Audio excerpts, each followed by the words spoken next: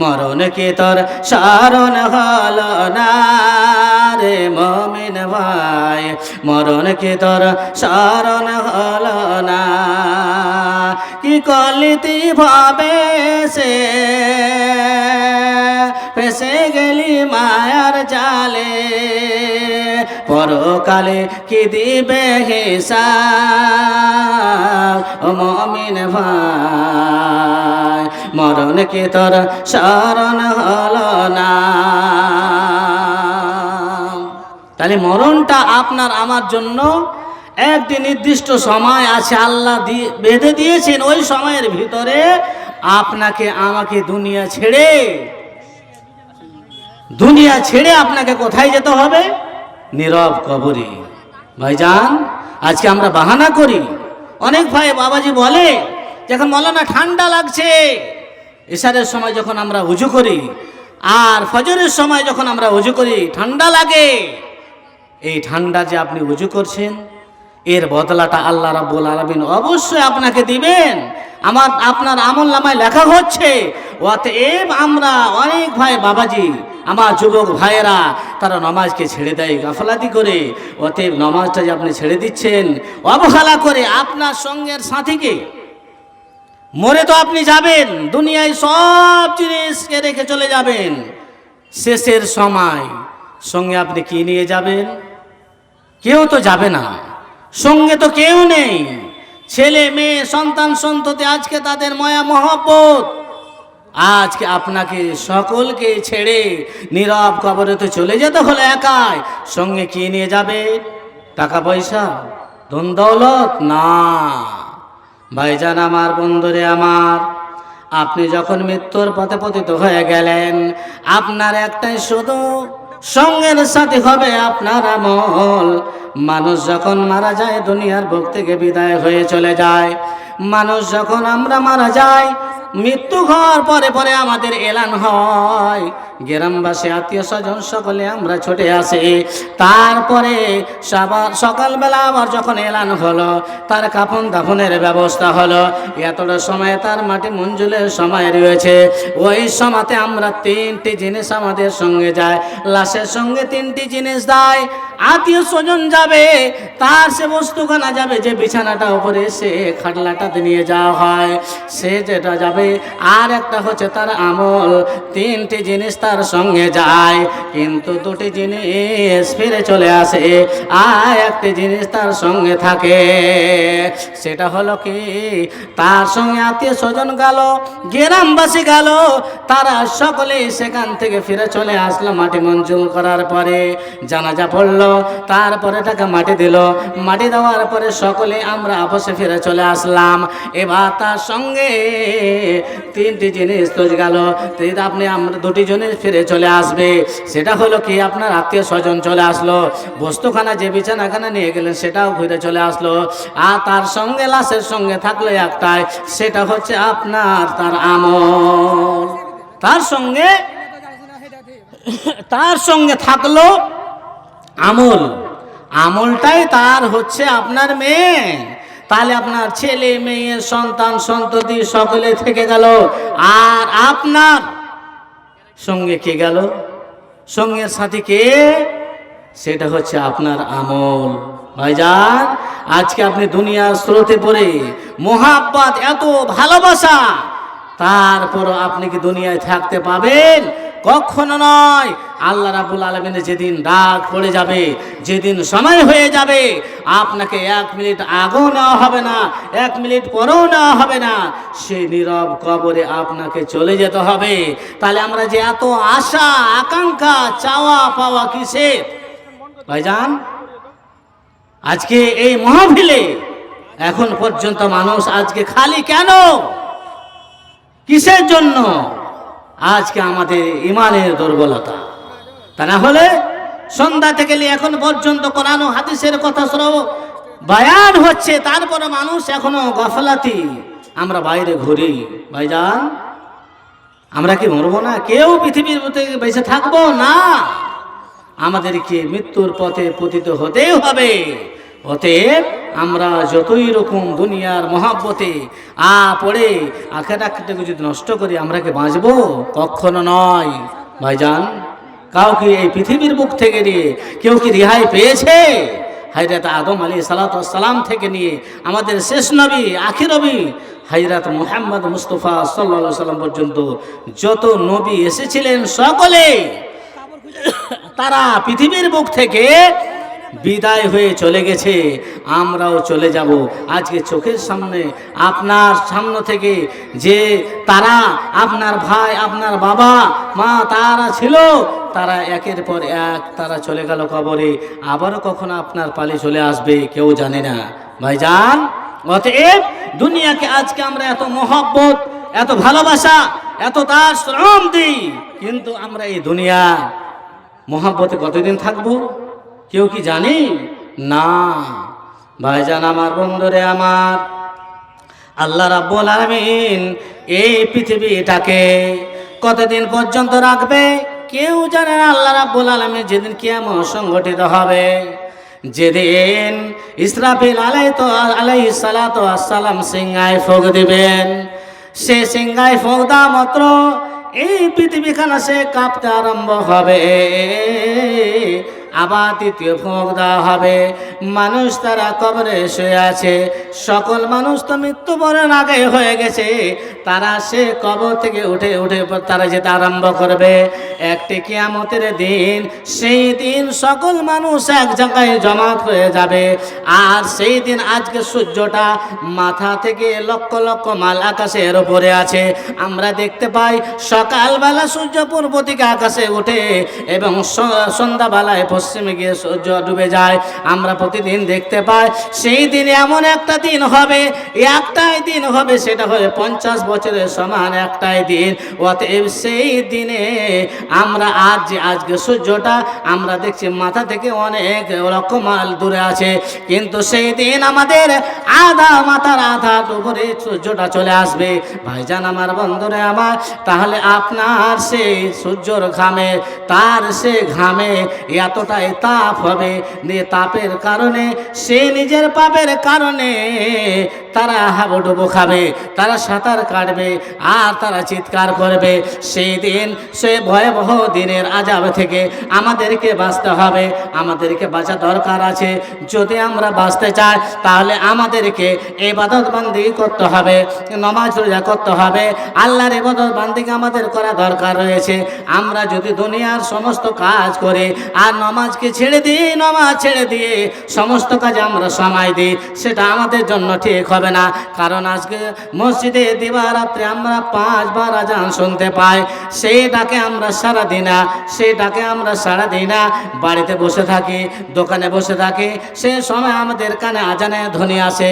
ভাইসান আমার বন্ধুরে আমার, আজকে আমাদের করণীয় আছে, আমরা যতই কাজে ব্যস্ত থাকি না কেন, আজান যখন মসজিদে দেওয়া হলো, আল্লাহু আকবার বলে যখন আজানে ধ্বনি আসলো, সেই সময়তে আমাদেরকে যতই কাজ করি না কেন, কাজটা ছেড়ে দিয়ে আমাদেরকে উজু করে নিয়ে মসজিদে গিয়ে আমাদেরকে নামাজ পড়তে হবে।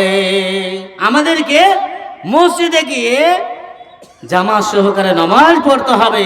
কিন্তু আমরা হতভাগার মতো বসে থেকে যাই, দুনিয়াতে সমালোচনা করি। ভাইজান, এই দুনিয়াতে আপনি যে আজকে নিজের শরীরের দেহের যত রকম জিনিস রয়েছে আপনি মূল্য দিচ্ছেন, আল্লাহ আপনাকে দিয়েছে।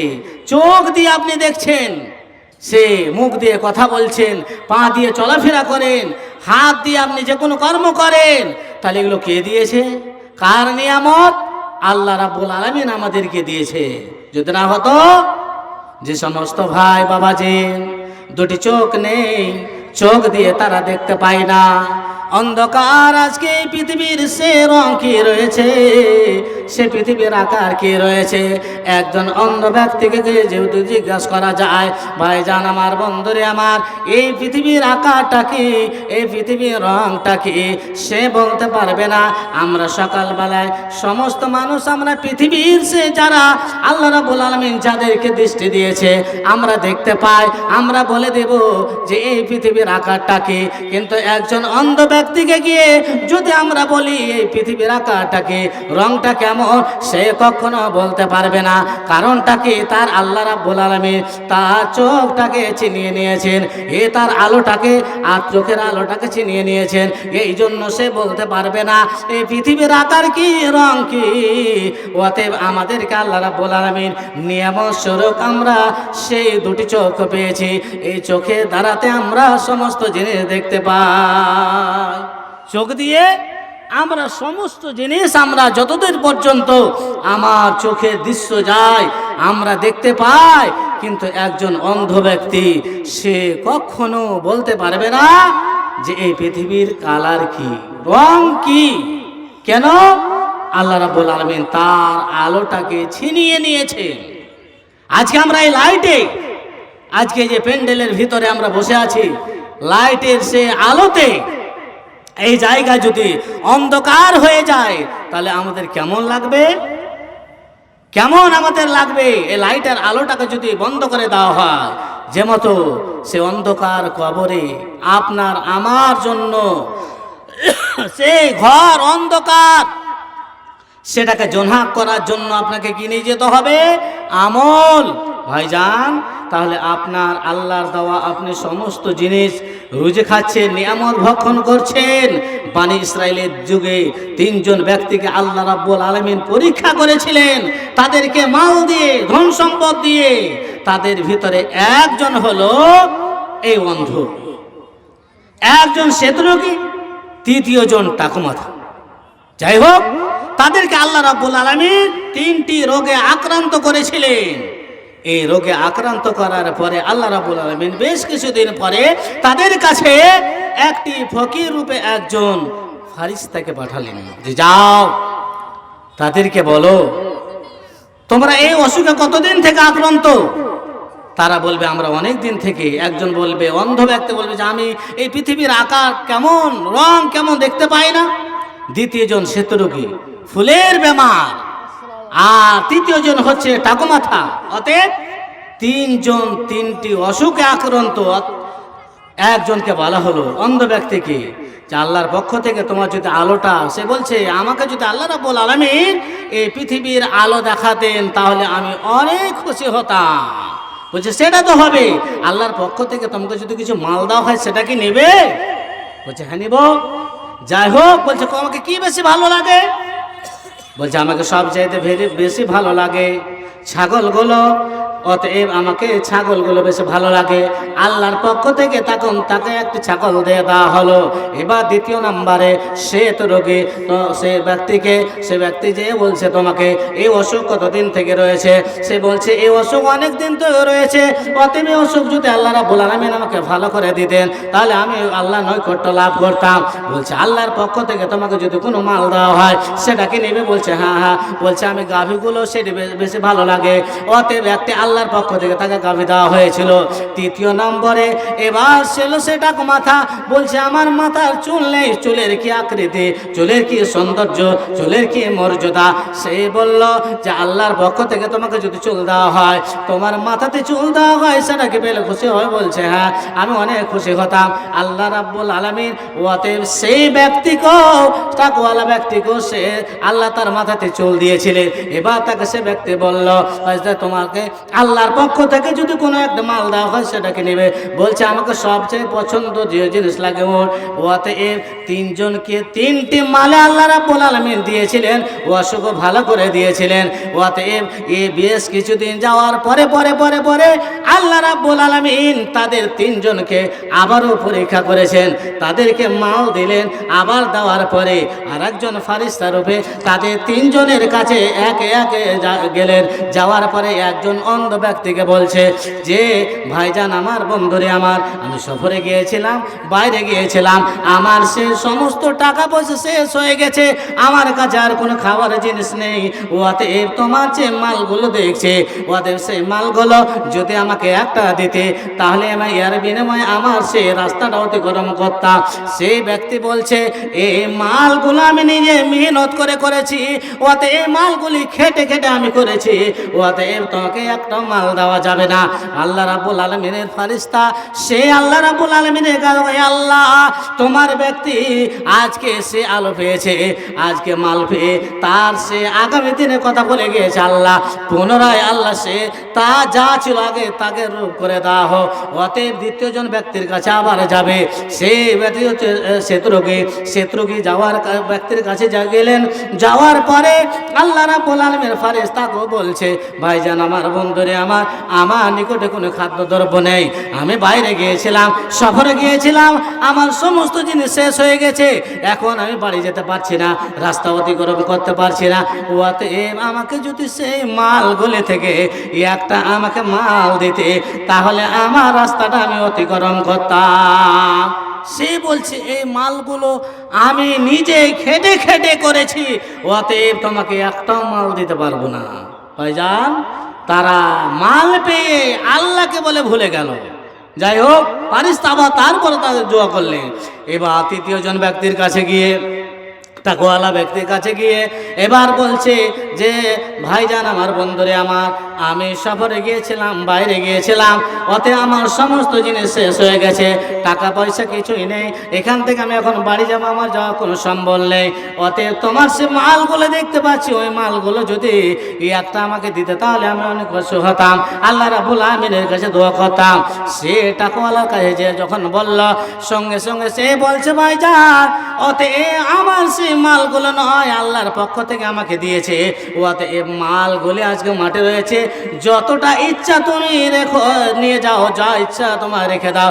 ওতে সে ব্যক্তি বলল যে না, মাল নিতে আসেনি, তোমাদের কাছে মাল নিতে আসেনি, একটাই কারণ এসেছিলাম, আল্লাহর পক্ষ থেকে আমাকে পাঠানো হয়েছিল। ওতে তোমরা তিনজন বন্ধু ছিলে, তোমরা একজন অন্ধ, একজন শত্রুগী, তৃতীয়জন টাকা মাথা, তাদের ভিতরে দুইজন তারা ফেলওয়ার হয়েছে, তারা নাকাম হয়েছে, আজকে তুমি সেই পরীক্ষায় পাস হয়েছে। ওতে আল্লাহ রাব্বুল আলামিন তাদের তিনজনের ভিতরে একজনকে পাস করলে এবং তারা দুইজন ফেলওয়ার হলো।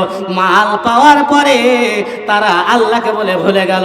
ভাইজান আমার বন্ধুরে আজকে আল্লাহ আপনাকে ধনী করেছে, টাকা পয়সা ধন দৌলত আল্লাহ দিয়েছে, আবার আপনার কাছ থেকে ছিনিয়ে নিতে পারে।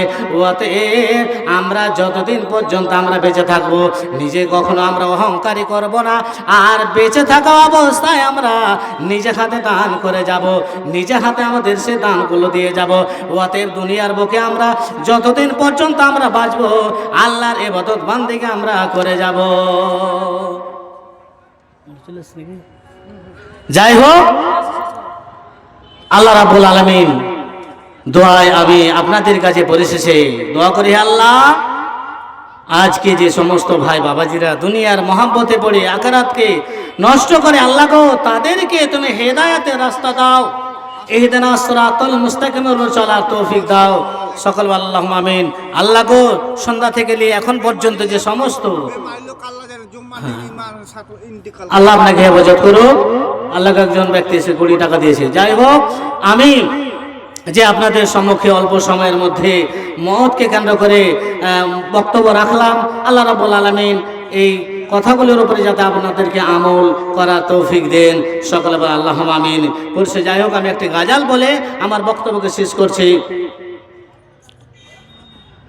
ও মনে ঘুমায় না রে, নাম জপ আল্লাহর, একদিন ঘুমায় বারে মন কবরের মাঝার, ও মন ঘুমায় না রে, ও মন ঘুমায় না রে, নাম জপ আল্লাহর, একদিন ঘুমায় বারে মন কবরের মাঝার, ও মন ঘুমায় না রে, ঘুম ঘুম কর রে মন ঘুমের লাগিয়া,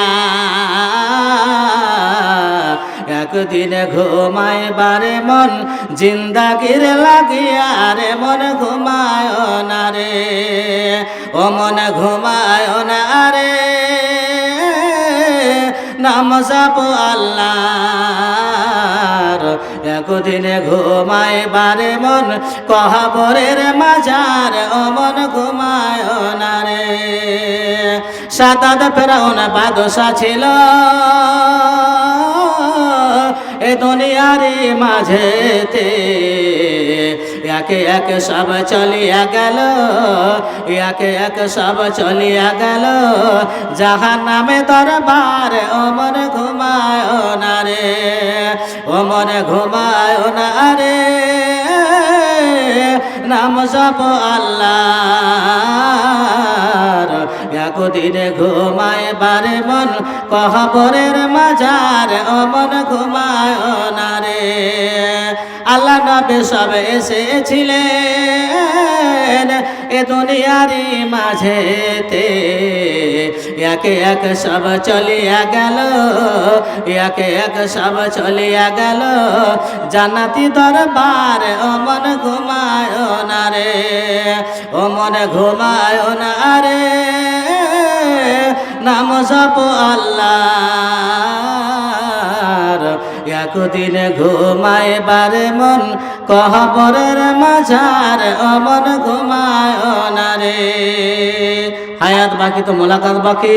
আপনাদের সম্মুখে যে কোরআন ও হাদিসের ভিতর থেকে যে কথাগুলি বলা হলো, আল্লাহ রাব্বুল আলামিন সকলকে আমল করা তৌফিক দেন। তাই আমার বক্তব্য এখান থেকে ইতি করছি।